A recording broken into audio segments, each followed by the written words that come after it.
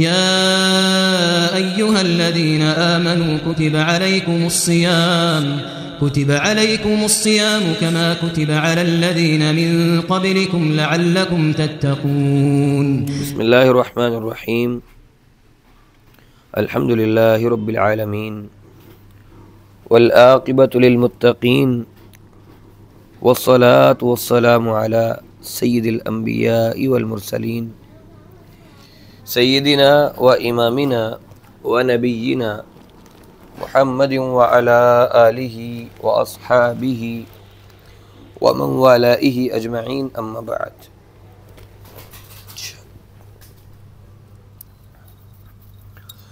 रमज़ानुल मुबारक के हवाले से हमारे ये तरबीती सेशंस चल रहे हैं, जिनमें फ़ज़ाइल के एतबार से आज हमारा दूसरा लेक्चर है और आज हमारा ये 5वां लेक्चर है। और फ़ज़ाइल के एतबार से और तरबियत के अंदाज़ में ये हमारा आज का आखिरी लेक्चर होगा। और उसके बाद इंशाअल्लाहुल अज़ीज़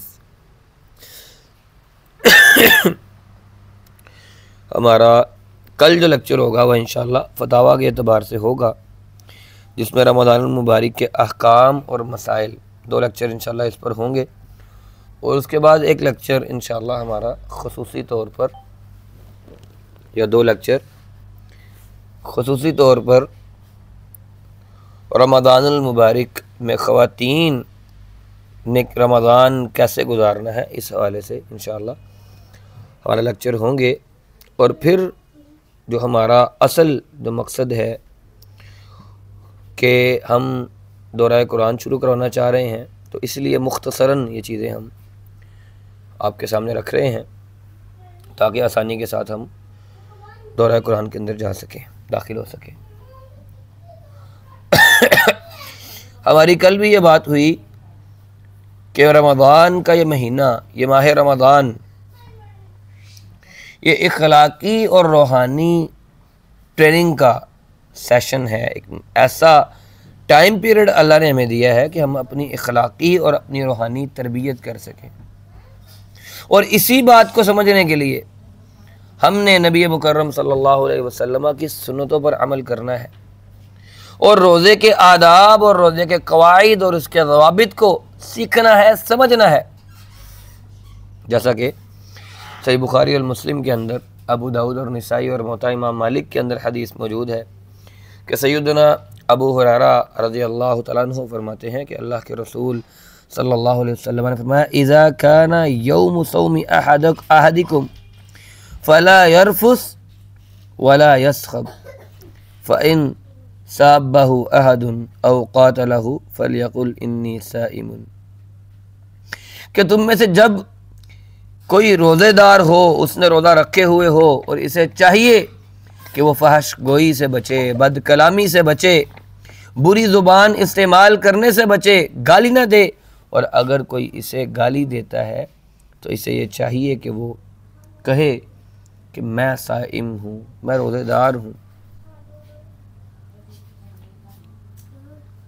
तो रोज़े के अंदर फिर एक और बात हमने कल भी जिक्र किया था, मल्लम यदा क़ौल ज़ूरी वल अमला बिही फ़लैसा लिल्लाहि हाजतुन अन यद्दअ तआमहु व शराबहु।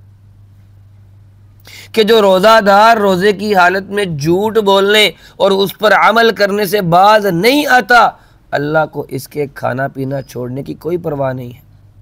एक तरफ अल्लाह रब्बुल इज़्ज़त की इतनी केयर कि अल्लाह ये कहता है कि इस बंदे ने अपना खाना पीना, इस बंदे ने अपनी शहवात को मेरे लिए छोड़ रखा है, इसका अजर इसको मैं खुद दूंगा।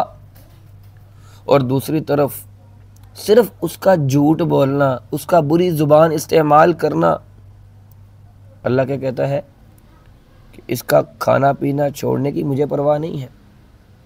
तो समझ क्या लगती है? समझ ये लगती है कि रोज़े की हालत में ना झूठ बोलना चाहिए, ना कोई बुरी बात करनी चाहिए, क्योंकि झूठ ना बोलना भी रोज़े की कबूलियत की एक शर्त है। कोई एक शख्स रोज़े भी रखे, झूठ भी बोलता रहे, तो इससे रोज़े का सवाब नहीं होगा, सिर्फ उसने भूख और प्यास बर्दाश्त की है। तो मालूम ये होता है कि रोज़ा सिर्फ इसी चीज़ का नाम नहीं है कि आप तुलुए सादिक से लेकर गुरूब आफ्ताब तक खाने पीने से इंसान को अपना मुंह बंद कर ले, बल्कि रोज़े के लिए उसके कुछ तकाज़े हैं, उसकी कबूलियत के लिए वो ज़रूरी भी है। बल्कि ये कहना चाहिए कि सिर्फ मुंह और पेट और शर्मगाह का ही रोज़ा नहीं है, बल्कि तमाम आज़ाए जिस्म का रोज़ा होना चाहिए।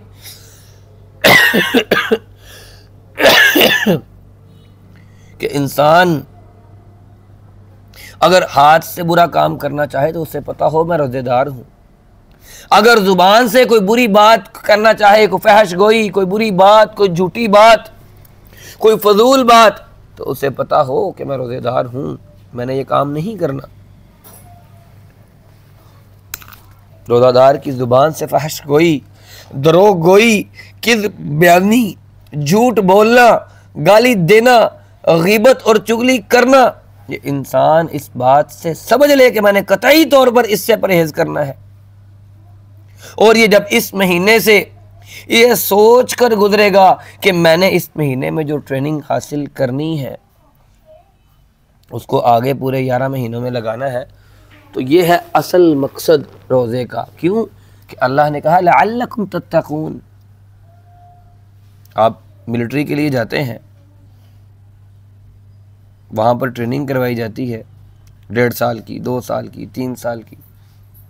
उस ट्रेनिंग करने के बाद एक फौजी को मैदान में छोड़ा जाता है दुश्मनों से लड़ने के लिए, मुल्क के दुश्मनों से लड़ने के लिए।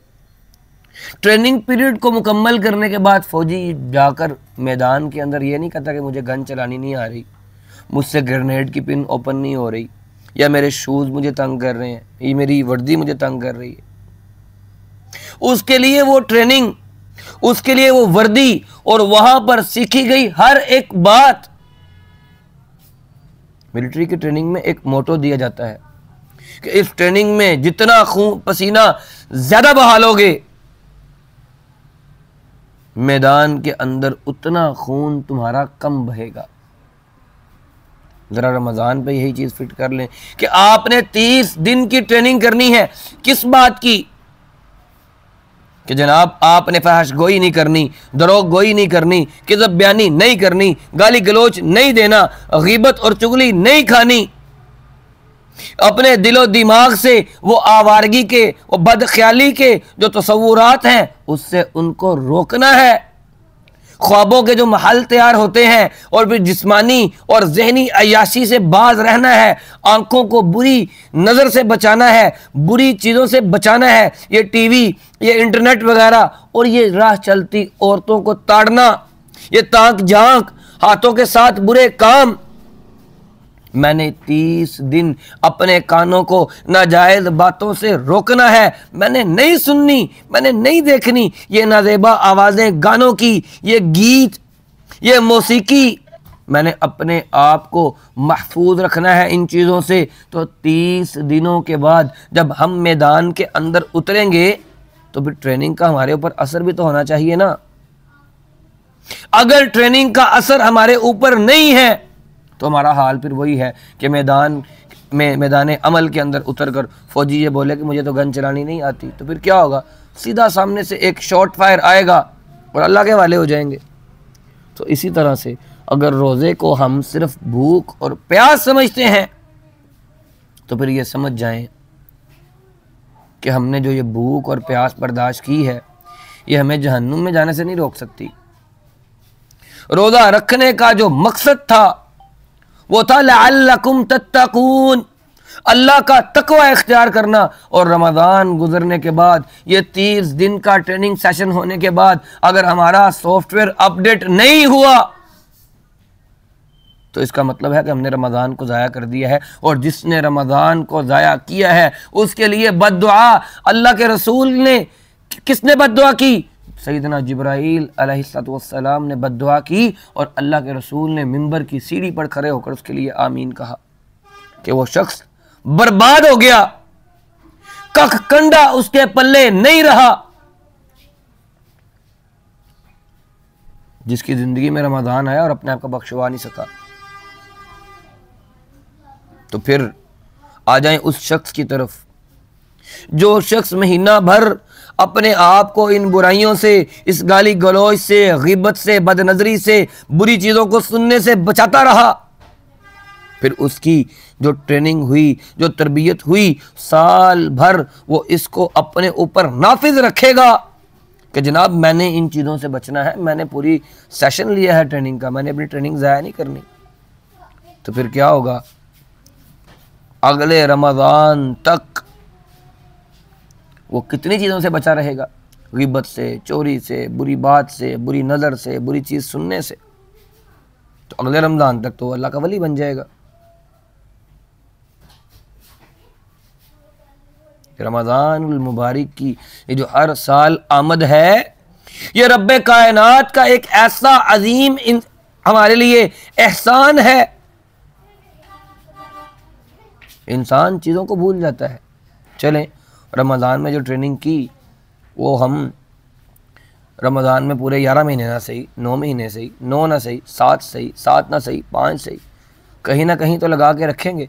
चले, सारी खराबियों से नहीं बच पाएंगे, किसी खराबी से तो बचेंगे। आइंदा फिर रमज़ान आ जाएगा अगर ज़िंदगी रही तो, और ज़िंदगी ना रही तो कम अज़ कम जिन बुराइयों से बच गए उनका गुनाह तो हमारे नामे आमाल के अंदर मौजूद नहीं होगा। क्योंकि मारूफ कौल है, अल इंसानु मुरक्कबुम मिनल खताई वल निसियान। इंसान खता और भूल का मुरक्कब है, इसे गाहे बगाहे याद दहानी की ज़रूरत रहती है। हमारे ये स्कूल लाइफ में जो उस्ताद होते हैं, सरकार इनकी ट्रेनिंग के लिए मुख्तलिफ कोर्सेज करवाते रहते हैं ताकि इनकी जो सलाहियतें हैं वो सोए ना, ये आहिस्ता आहिस्ता काम करते रहें। अल्लाह रब्बुल इज़्ज़त ने इंसान के लिए पे दर पे रमज़ान का महीना ला के उसकी ज़िंदगी के अंदर, और अगर किसी की 35 साल ज़िंदगी है, शुरू के 10 साल निकाल भी दें तो 25 साल रमज़ान उसकी ज़िंदगी में आया। 25 साल, मेरी इस वक्त उम्र 35 साल है। अगर 25 साल जो मैंने होश हवास के साथ इस रमज़ान के अंदर गुजारे हैं और मुझ पे ये रमज़ान असर अंदाज नहीं हुआ, तो इसका मतलब ये है मैंने ज़िंदगी के होश व हवास के साथ गुजारे गए ये 25 साल बर्बाद किए हैं। और अल्लाह के रसूल की आमीन और जिब्रील अमीन अलैहिमुस्सलाम उनकी जो बद्दुआ है उसका मुस्तहिक हूँ। तो रमज़ानों की हमारी ज़िंदगियों पर फ़र्क असर नज़र आना चाहिए।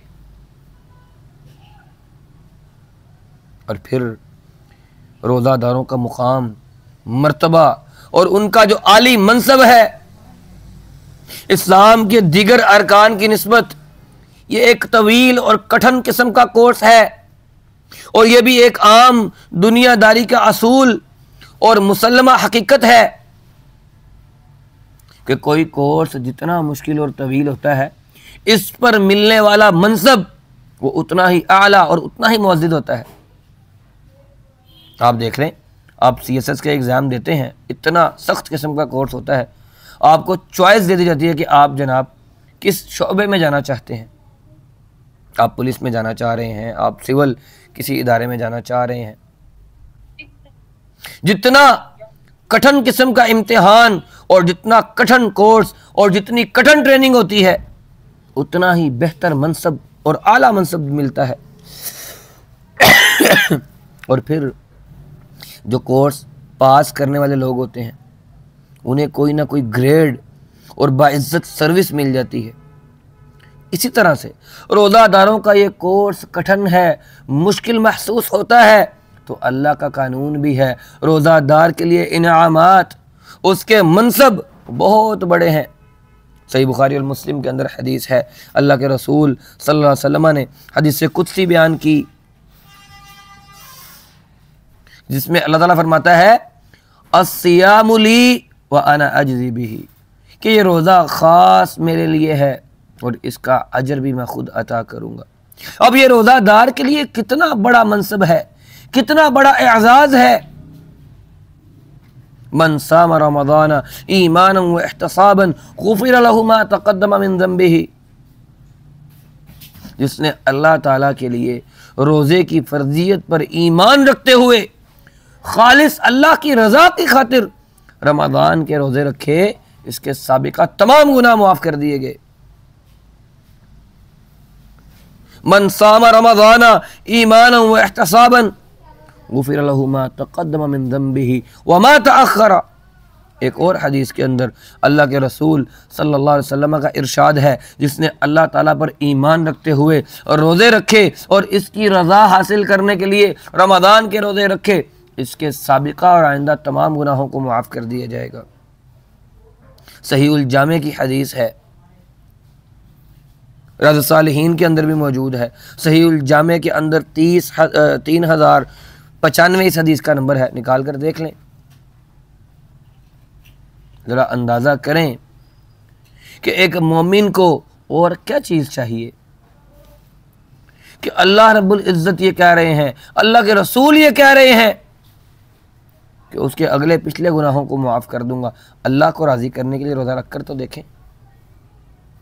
हमने अपने आप से सवाल ये करना है कि क्या हमारा रोज़ा अल्लाह को राज़ी करने वाला है कि नहीं है। अफ्तारी से पहले पहले आपको समझ आनी चाहिए कि आपका ये रोज़ा वो अल्लाह को राज़ी करने वाला है कि नहीं है। और फिर रोज़े के फ़ज़ाइल में एक सबसे बड़ी चीज़, इब्लीस और जहन्नुम के सामने ढाल है ये रोज़ा। सही बुखारी, मुस्लिम, अबू दाऊद, तिरमिज़ी, निसाई हदीस मौजूद है। अस्सौमु जुन्नतुन, रोज़ा ढाल है। अस्सौमु जुन्नतुन यस्तजिन्नु बिहल अब्दु मिनन नार, रोज़ा ढाल है और अल्लाह का बंदा इस ढाल के ज़रिए जहन्नुम से, जहन्नुम की आग से अपना बचाव करता है।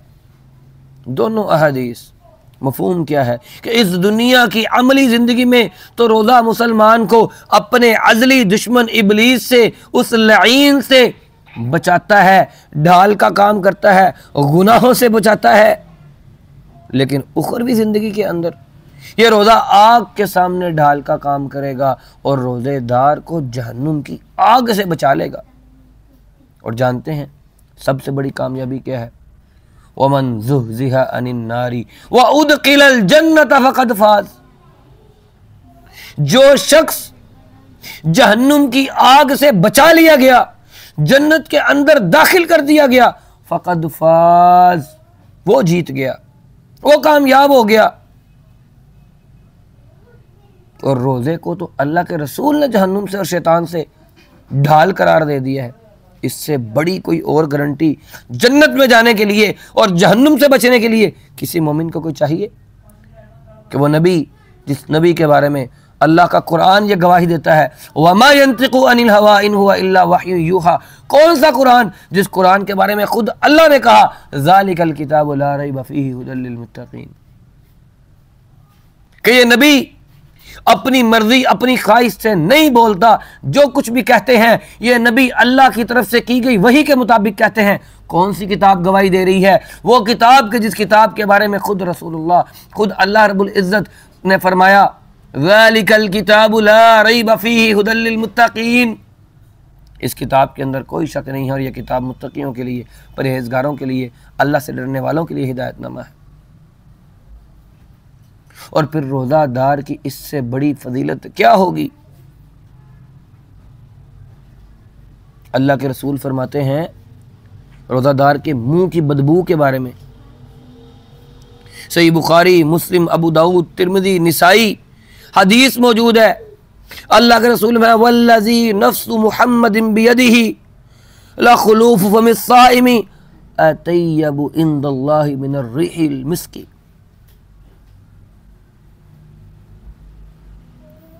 कि मुझे कसम है उस ज़ात की जिसके हाथ में मैं मोहम्मद की जान है, रोज़ादार के मुंह की बदबू वो नागवार सी बदबू, वो हवा जो मैदा खाली रहने की वजह से मुंह से निकलती है, पैदा होती है, अल्लाह को कस्तूरी की खुशबू से भी ज्यादा पसंद है।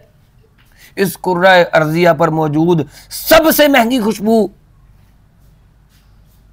कस्तूरी, जिसकी मिसाल, जिसकी बेहतरीन होने की मिसाल ये है कि जन्नत के अंदर जो जन्नत के महल्लात होंगे, उन महल्लात की जो ईंटें सोने और चांदी की होंगी, जो उसका गारा होगा वह इस कस्तूरी का होगा। अल्लाह ने यहाँ पर मिसाल कस्तूरी की देकर यह बयान कर दिया कि उसके मुंह की तो बदबू, जो निकलने वाली बू है, जो इंसानों को भी नागवार गुजरती है आपस के अंदर, अल्लाह कहता है मुझे वो कस्तूरी की खुशबू से भी ज़्यादा पसंद है।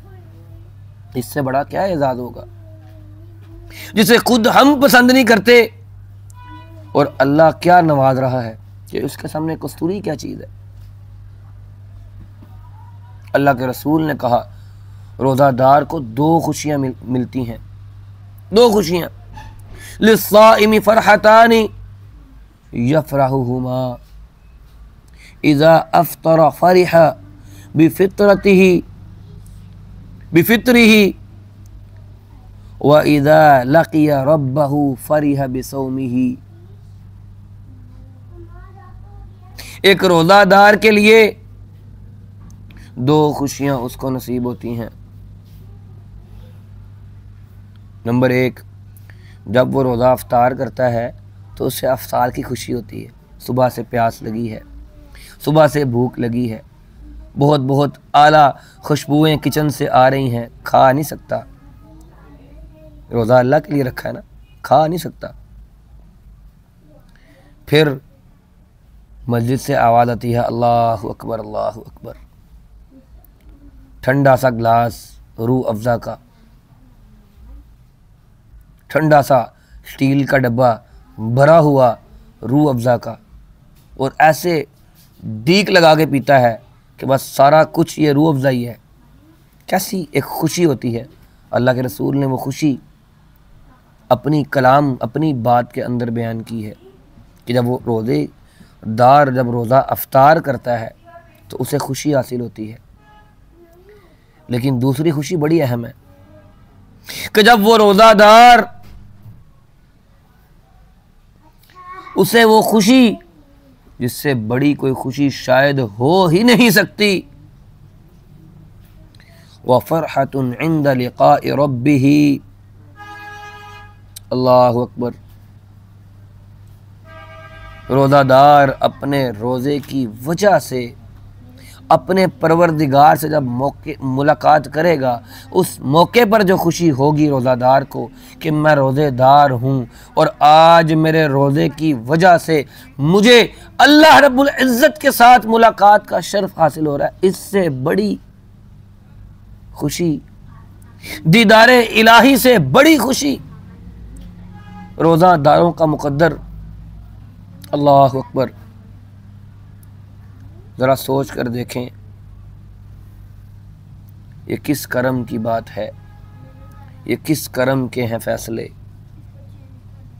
कहाँ एक इंसान की हैसियत कि सिर्फ चंद घंटे, 12-13 घंटे, 16-17 घंटे लगा लें, 30 दिन का ये रमज़ान हमारी मुलाकात हमारे रब से करवा सकता है। इसकी खुशी का लेवल नहीं है। हम तो वो एक गिलास शरबत पीकर इस तरह से मबसूत होते हैं, इस तरह से हमारे दिलो दिमाग को राहत मिलती है कि लगता है कि बस जन्नत में दाखिल हो गए हैं। एक शरबत का गिलास। मैं अपनी कैफियत बयान कर रहा हूँ, हो सकता है कोई रूह अफ़ज़ा ना भी पीता हो, लेकिन वो खुशी जो अल्लाह रब्बुल इज़्ज़त के साथ मुलाकात के बारे में हो रही है या होनी है,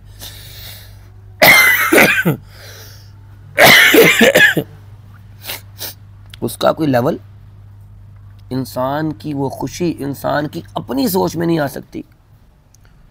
मेरे लिए तो वो रोज़े के लिए जो अफ्तारी के वक्त जो एक गिलास है पानी का, एक रूह अफ़ज़ा का डब्बा है, उसको बयान करना ज़ुबान से मुमकिन नहीं हो रहा। वो खुशी और वो लेवल उस खुशी का, अल्लाह से मुलाकात तो बयान करने की चीज़ ही नहीं है कि बयान कर लिया जाए उसे।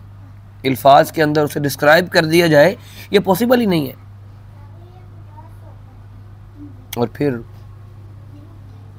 रोज़ादार अल्लाह का मेहमान खुसूसी है।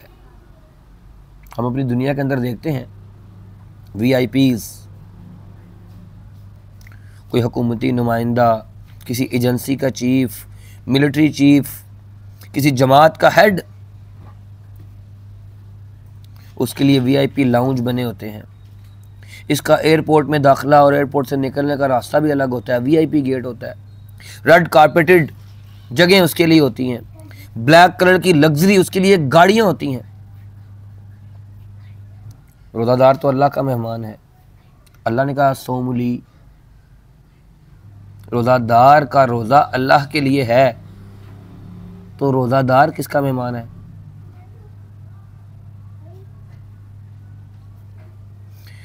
रोज़ादार क़यामत के दिन रोज़ेदार को अल्लाह के मेहमान खुसूसी होने का शर्फ हासिल होगा। और जिस मखसूस दरवाज़े से ये ज़यूफ़ुर रहमान, ये अल्लाह के मेहमान ये जन्नत के अंदर दाखिल होंगे, वहाँ किसी दूसरे का दखल नहीं होगा, वहाँ से कोई दूसरा नहीं गुजर सकेगा। सही बुखारी और मुस्लिम और तिरमिज़ी और निसाई और मुस्नद अहमद के अंदर हदीस है। अल्लाह के रसूल सल्लल्लाहु अलैहि वसल्लम ने इरशाद फरमाया, इन्न फिल जन्नति बाबुन यक़ूलु लहू अर्रय्यानु यदखुलु मिन्हु अस्साइमून यौमल क़ियामति ला यदखुलु मिन्हु अहदुन गैरुहुम युक़ालु ऐन अस्साइमून फ़यक़ूमून ला यदखुलु मिन्हु अहदुन गैरुहुम फ़इज़ा दखलू उग़लिक़ फ़लम यदखुल मिन्हु अहदुन। जन्नत में एक दरवाज़ा है जिसका नाम है बाबुर रैयान, जिससे क़यामत के दिन रोज़ादार जन्नत के अंदर दाखिल होंगे और इनके सिवा इस दरवाज़े से कोई दूसरा दाखिल नहीं हो पाएगा। आवाज़ दी जाएगी, मुनादी दी जाएगी, कहा जाएगा कहाँ है रोज़ादार? वो खड़े हो जाएंगे, उठ जाएंगे और जन्नत में दाखिल कर दिए जाएंगे और दूसरा वहाँ से दाखिल नहीं हो सकेगा। जब वो दाखिल हो जाएंगे तो उस दरवाज़े को बंद कर दिया जाएगा और फिर उस दरवाज़े से कोई और दाखिल नहीं हो सकेगा। एक और हदीस है, अल्लाह के रसूल सल्लल्लाहु अलैहि वसल्लम फरमाया, फिल जन्नति समानियतु अबवाबिन मिनहा बाबुन युसम्मा अर्रय्यानु ला यदखुलु मिन्हु इल्ला साइमून। जन्नत के 8 दरवाजे हैं जिनमें से एक का नाम ही रैयान है और इसमें से सिर्फ रोज़ादार दाखिल होंगे। ज़रा सोच कर देखें, ये VIP प्रोटोकॉल किसके लिए है? रोज़ेदार के लिए।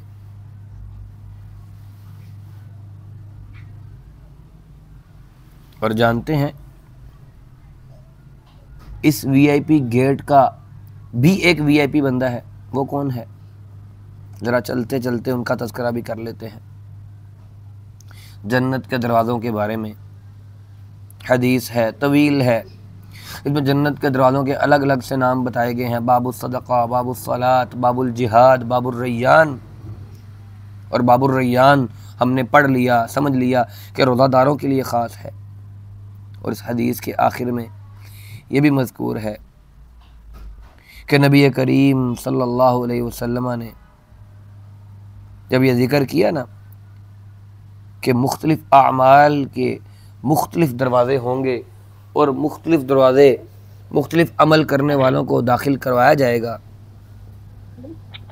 तो अल्लाह के रसूल सल्लल्लाहु अलैहि वसल्लम से सैयदना अबू बकर सिद्दीक़ रज़ी अल्लाह तआला अन्हु ने सवाल किया, अर्ज़ किया कि अल्लाह के रसूल, कोई शख्स ऐसा भी होगा, कोई शख्स ऐसा भी हो, साजिदा अपना माइक बंद करें, साजिदा सईद अपना माइक बंद करें।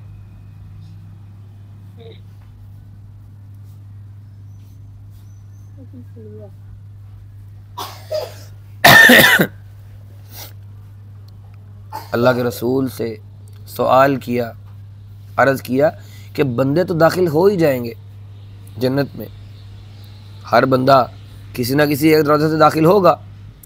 फ़हल युदआ अहदुम मिन तिलकल अबवाबि कुल्लिहा, कोई ऐसा खुशनसीब और सआदतमंद होगा जिसे जन्नत के सभी दरवाज़ों से बुलाया जाएगा। अब बाबू सदका है तो कहा जाएगा सदका करने वाले कहाँ हैं, वो यहाँ से दाखिल हो जाए। बाबू सलात है, नमाज पढ़ने वाले कहाँ हैं, इस दरवाजे से दाखिल हो जाएं। बाबुल रैयान है, कहाँ हैं, रोज़ेदार, इस दरवाजे से दाखिल हो जाएं। बाबुल जिहाद है, कहाँ हैं, अल्लाह की राह में गर्दनें कटवाने वाले, आओ इस दरवाजे से दाखिल हो जाओ। कोई शख्स ऐसा भी होगा जिसको सब दरवाज़ों से बुलाया जाएगा कि आएँ, दाखिल हो जाएं। अल्लाह के रसूल ने फरमाया, हाँ कुछ लोग ऐसे होंगे।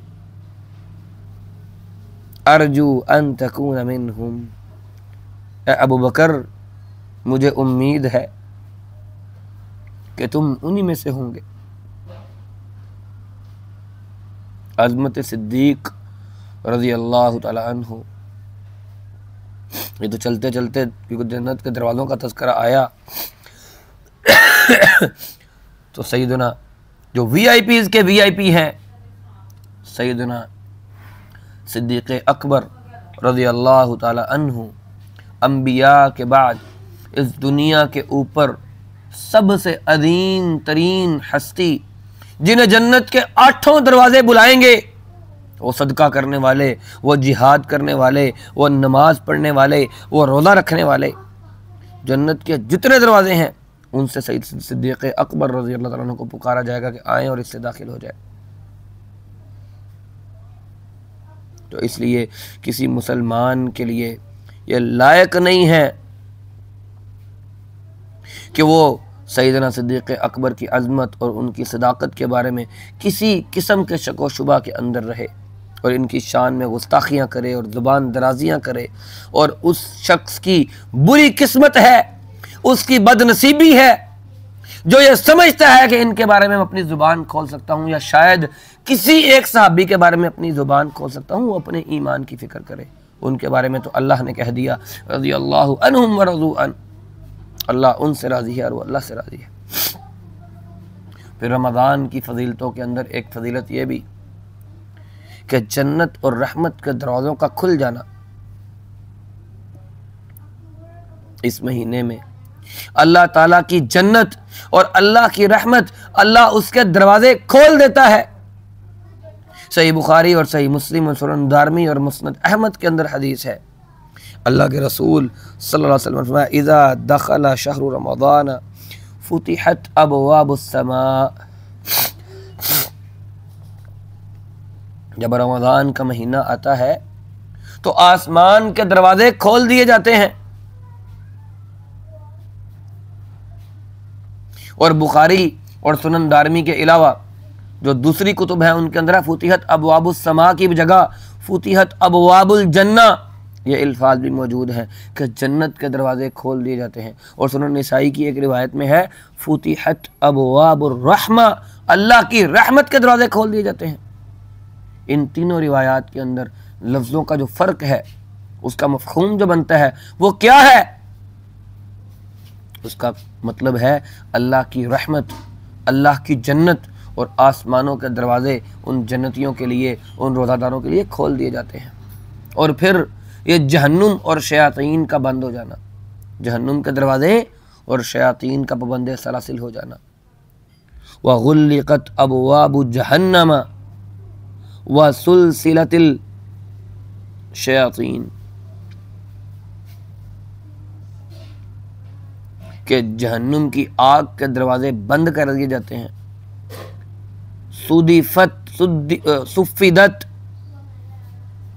सुफ़िदत शयातीन, शैतानों को बेड़ियों के अंदर डाल दिया जाता है। सरकश शैतान, ये इब्लीस और उसके साथियों को कैद कर दिया जाता है। क्यों? कि मुसलमानों की ये जहनों को इस महीने में ख़राब ना कर सकें और मुसलमान इस महीने में नेक आमाल कर सकें। अब यहाँ सवाल ये पैदा होता है, कोई पूछ सकता है कि जब रमज़ान के अंदर शैतान को बंद कर दिया तो फिर पूरा महीना किसी भी बुराई का, गुनाह का ज़हूर नहीं होना चाहिए। हालांकि हम देखते हैं कि रमज़ान के महीने में भी कुछ कमबख्त लोग, बदबख्त लोग बदकारियों में और गलत कार्यों में लगे होते हैं। इसकी वजह क्या है? तो इमाम कुर्तुबी रहमहुल्लाह फरमाते हैं कि गुनाहों के वकू पजीर होने के असबाब में से एक सबब शैतानों के अलावा कुछ चीज़ें और भी हैं। वो क्या हैं? नफूस खबीसा, आदात कबीहा और शयातीन इंस। यानी कुछ लोग खुद खबीस होते हैं, कुछ लोगों की गंदी आदत होती हैं, और कुछ इंसानों के अंदर भी शैतान होते हैं। और दूसरा और आसान जवाब इसका ये है कि ऐसे लोग रमज़ान में भी गुनाहों और बुराइयों का इर्तिकाब करने से बाज नहीं आते। वो बदनसीब लोग, बुराई इनकी रग रग में समा चुकी होती है, वो इससे बाज नहीं रह सकते। जैसे सांप के डस जाने के बाद भी देर तक इसके जहर के असर से दर्द महसूस होता रहता है, इसी तरह से ये लोग शैतान के ऐसे मद्दाह होते हैं, ये ऐसे शैतान के आदी हो चुके होते हैं कि साल भर ये गुनाहों की कसरत से इनके दिल वो जंग आलूद और काले हो चुके होते हैं कि शैतान के बंद हो जाने के बावजूद इनकी शैतानियत ख़त्म नहीं होती। अल्लाह ताला हमें इनसे महफूज रखे। फिर उससे अगली चीज़, ये रमज़ान कुरान का महीना है। मेरा इस रमज़ानुल मुबारक के फ़ज़ाइल और बरक़ात का तज़किरा उस वक्त तक मुकम्मल नहीं हो सकता जब तक इस महीने के अंदर कुरान का ज़िक्र ना आ जाए। और इसी महीने को यह शर्फ हासिल है कि इसमें कुरान नाजिल हुआ, और ये महीना माह कुरान भी है। इस महीने की एक बरकत और इज़्ज़त और कदर वाली रात में अल्लाह ने मुसलमानों के इस दस्तूर हयात को अर्शे बरी से आसमान दुनिया पर, लोहे महफूज से इस आसमान दुनिया पर उतारा, और आसमान दुनिया के अंदर वाक़े बैतुल इज़्ज़ा तक अल्लाह ने इसको नाजिल किया। और फिर वहाँ से 23 साल के दौरान थोड़ा थोड़ा करके हस्बे मौका और हस्बे ज़रूरत अल्लाह ने कुरान को नाजिल किया। सूरह दुखान के अंदर अल्लाह ताला फरमाते हैं, इन्ना अंज़लनाहु फ़ी लैलतिन मुबारकतिन इन्ना कुन्ना मुंज़िरीन फ़ीहा यफ़रुक़ु कुल्लु अम्रिन हकीम अम्रम मिन इंदिना। अल्लाह कहता है, हमने इस किताब, इस कुरान को बड़ी ही खैर और बरकत वाली रात में नाजिल किया है, और हम लोगों को मुतमन्ना करने का, लोगों को तंबीह करने का इरादा रखते हैं, और इस रात में ही हर एक हकीमाना फ़ैसला हमारे हुक्म से सादिर किया जाता है। ये रात कौन सी है? लैलतुल क़द्र की रात।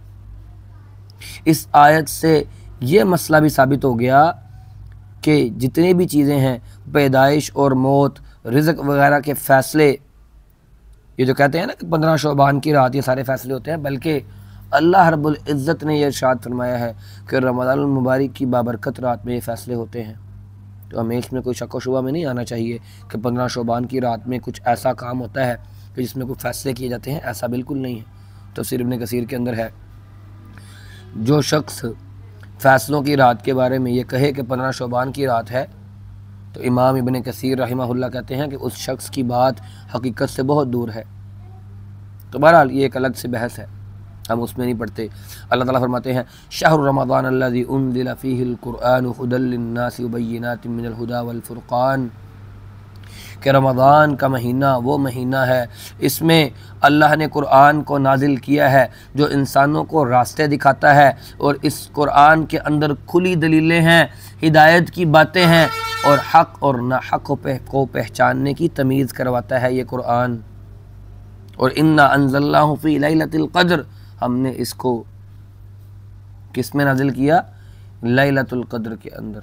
लैलतुल क़द्र खैरुम मिन अल्फ़ शहर, लैलतुल क़द्र की वो एक रात और उस रात में की गई एक दिन की, उस रात की इबादत 1000 महीनों से बेहतर है। 85, 83, 84 साल की इबादत से बेहतर है उस एक रात की इबादत। और बेहतरी की कोई हद नहीं है कि कितनी बेहतर है। तो ये रमज़ान का महीना, ये कुरान का महीना है।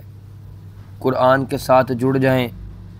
कुरान किताबों की सरदार, जिस महीने में उतारा गया वो महीना महीनों का सरदार, जिस रात में उतरा वो रात रातों की सरदार, खैरुम मिन अल्फ शहर। जिस नबी पर उतारा गया वो नबी रहमतुल लिल आलमीन। जो इसको लेकर आए वो जिब्रील अमीन, फरिश्तों के सरदार। जिस पर उतरा वो रहमतुल लिल आलमीन, अंबिया के सरदार।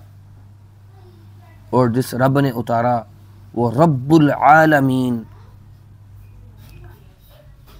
तो इसलिए रमज़ान के अंदर जुड़ जाएं कुरान के साथ। जिस कदर कसरत से पढ़ सकें उस कदर पढ़ लें। और फिर लैलतुल कदर वो इसी महीने के अंदर एक रात, उस रात में जुड़ जाएं। ऐसा जुड़ जाएं अपने होश को, अपने पेट को, अपनी ख्वाहिशात को भूल जाएं। और ऐसे जुड़े कि उस रात की जो 1000 महीनों वाली फजीलत है उसको हासिल करके ही छोड़ना है। इंसान है ना, हमें पता चल जाए कि मैंने 10 दिन ये काम कर लिया ना तो मेरा 1 करोड़ रुपए का इनाम निकल आएगा, तो हम उन 10 दिनों के 240 घंटे अपने आप को छोड़ देंगे। हमें कपड़े बदलना, पेशाब करना, खाना खाना, पानी पीना सब भूल जाएगा। हम उतना को खा लेंगे कि बस जिंदा रह लें, और पता होगा कि 1 करोड़ रुपया मिलना है। अगर ये रात मिल गई, खैरुम मिन अल्फि शहर, 1000 महीनों से बेहतर है वो रात। और उस रात का जो तय्युन है सिर्फ वो 10 रातें। इस रात के आखिरी अशरा की चंद रातें, ताक रातें, और तय्युन कर दिया कि 5 रातें हैं। जुफ्त की तो बात ही नहीं की। हालांकि बहुत सारे उलमा वो जुफ्त और ताक दोनों नहीं छोड़ते। वो कहते हैं क्या पता कौन सी जुफ्त है कौन सी ताक है, ना छोड़ें, पकड़ लें। हदीस के अंदर मिलता है 23वीं रात में तलाश करो। हदीस के अंदर मिलता है आखिरी 7 रातों में तलाश करो। हदीस के अंदर मिलता है 27वीं रात में तलाश करो। हदीस के अंदर मिलता है आखिरी ताक रातों में तलाश करो। हदीस के अंदर मिलता है इस रात को रमज़ान के आखिरी अशरे में तलाश करो। और लैलतुल कदर वो 21वीं, 23वीं या 25वीं है। अल्लाह के रसूल ने कहा आखिरी अशरा में तलाश करो। मैंने वो रात देखी मगर मुझे भूल गया। लैलतुल कदर को रमज़ान की आखिरी रातों में तलाश करो तो पकड़ लें, कोई एक रात उस आखिरी अशरे की छूटने ना पाए। 85 साल की इबादत का सवाल है, उस जन्नत का सवाल है जिसके आगे 1 करोड़ रुपया नहीं 1 अरब रुपया भी हेच है। जन्नत मिल गई फ़क़द फाज, फिर ख़त्म, फिर कोई और टेंशन ही नहीं है। अल्लाह ताला हमें रमज़ान की जो फजीलतें हैं उससे समझकर अपने इस ट्रेनिंग पीरियड को बेहतरीन अंदाज में गुजारने की तौफीक अता फरमाए। लेक्चर आज का लंबा हो गया, वजह उसकी यही है कि कल नहीं होगा। कल लेक्चर जो होगा वो रमज़ान के अहकाम व मसाइल का होगा। इतवार और पीर और मंगल और बुध इंशाअल्लाहुल अज़ीज़ जो लेक्चर होंगे वो ख़वातीन के हवाले से, ख़ुसूसी उनकी रूटीन और उनकी टाइमिंग्स और उनके जो आदात हैं रमज़ान के हवाले से, उसके बारे में बात की जाएगी। तो इसलिए आज ही मैं अपनी क्लास को मैंने मुकम्मल कर दिया है ताकि जो आगे के जो लेक्चर्स हैं वो आसानी से कंप्लीट हो सकें। और उसके साथ साथ हम दौरा कुरान के अंदर थोड़ा सा रमज़ान से पहले को 2, 4, 5 दिन पहले कर दें ताकि रमज़ान के अंदर अगर कोई परेशानी बीमारी आ भी जाए और 1 आध दिन क्लास ना भी हो पाए तब भी हमें इससे फ़र्क ना पड़े और हम रमज़ान के अंदर ही अपना मुकम्मल कुरान उसके ख़ुलासे के साथ मुकम्मल कर लें। और मैं ये उम्मीद रखूँगा जो हमारे तलबा उसके अंदर शरीक होंगे कि उनको पता होगा कि हमने कौन से पारे का तर्जुमा और कौन से पारे का ख़ुलासा हमने पढ़ना है, तो उसी एतबार से वो अपना उस पारे की दोहराई करके या उसके तर्जुमे को देख कर आएँगे और इंशाल्लाह उसके फिर जो मामलात होंगे वो भी आप लोगों के साथ तज़किरा कर दिए जाएंगे। अल्लाह ताला हमें सही मानों के अंदर इस रमज़ान को जैसे उसका हक़ है गुज़ारने का, उस हक़ के साथ गुज़ारने की तौफ़ीक़ अता फ़रमाए। व आखिरु दावाना अनिल हम्दुलिल्लाहि रब्बिल आलमीन।